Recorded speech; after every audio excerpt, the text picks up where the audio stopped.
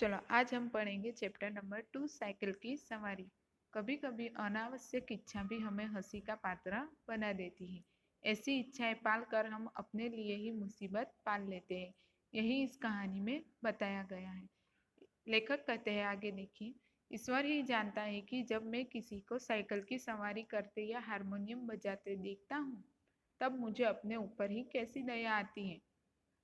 आगे कहते हैं कि जब कोई साइकिल की सवारी करता है और हारमोनियम बजाता है तो मुझे अपने आप पर दया आती है। सोचता हूँ भगवान ने ये दोनों विद्याएं भी खूब बनाई हैं। सोचता हूँ कि भगवान ने ये दोनों विद्याएं खूब बनाई हैं।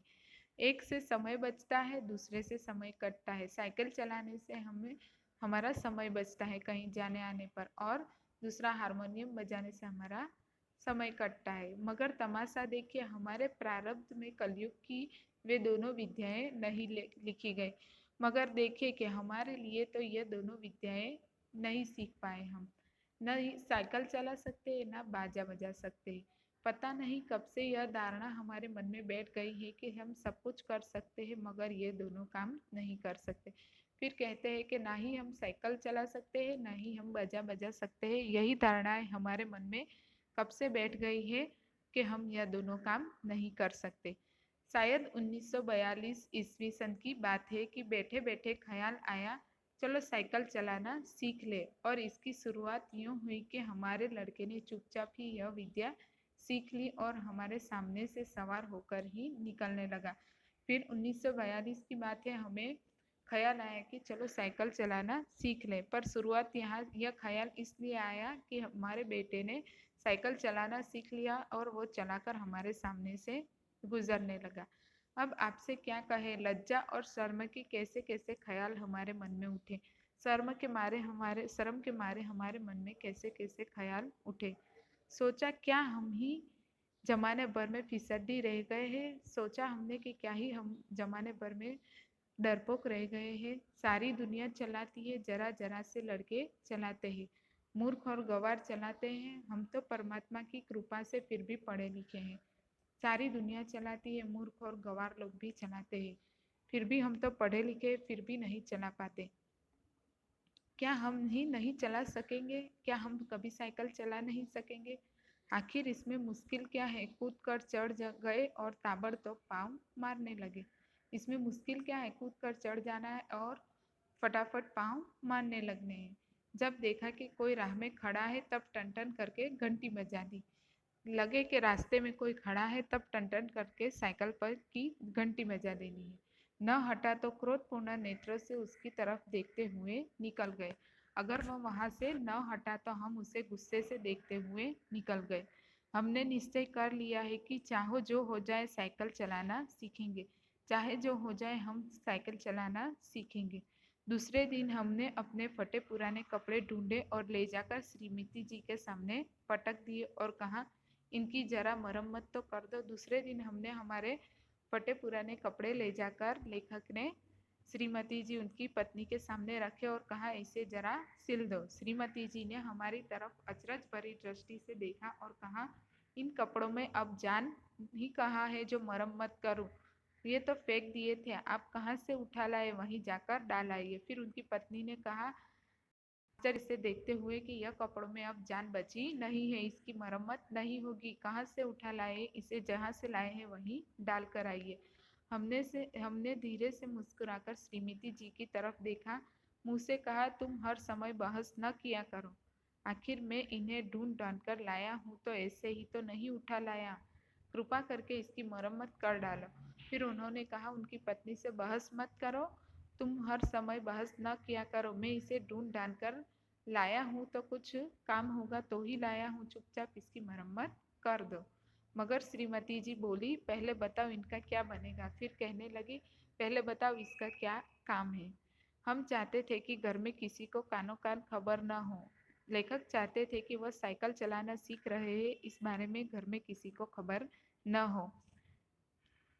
साइकिल सवार बन जाए और इसके बाद इस विद्या के पंडित हो जाए, तब एक दिन जहांगीर के मकबरे को जाने का निश्चय करे।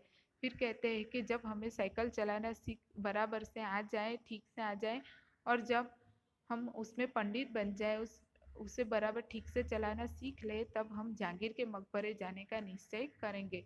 घर वालों को टांगे में बिठा देंगे और कहेंगे तुम चलो हम दूसरे टांगे में आते हैं।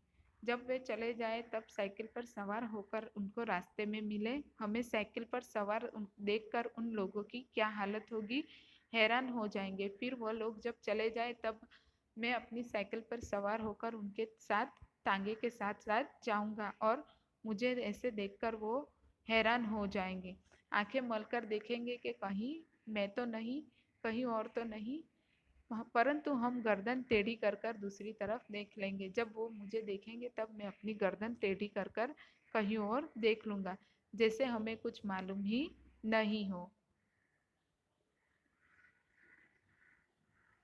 जैसे यह सवारी हमारे लिए साधारण बात है। झक मारकर बताना पड़ा, रोज रोज तांगे का खर्च मार डालता है, इसलिए साइकिल चलाना सीखेंगे। फिर उन्होंने अपनी श्रीमती जी से कहा कि तांगे का खर्च बहुत मुश्किल पड़ता है, बहुत महंगा पड़ता है, इसलिए मैं साइकिल चलाना सीखूंगा। श्रीमती जी ने बच्चे को सुलाते हुए हमारी तरफ देखा और मुस्कुराकर बोली, मुझे तो आशा नहीं कि आपसे यह बेल मेड़ चढ़ सके। खैर यत्न करके देखिए, मगर कपड़ों का क्या बनेगा। फिर उन्होंने मुस्कुराकर लेखक उनकी पत्नी ने मुस्कुराकर लेखक से कहा कि मुझे तो आशा नहीं कि आप साइकिल चलाना सीख सकेंगे, फिर भी आप कोशिश करते रहिए, पर ये फटे कपड़ों का क्या बनेगा।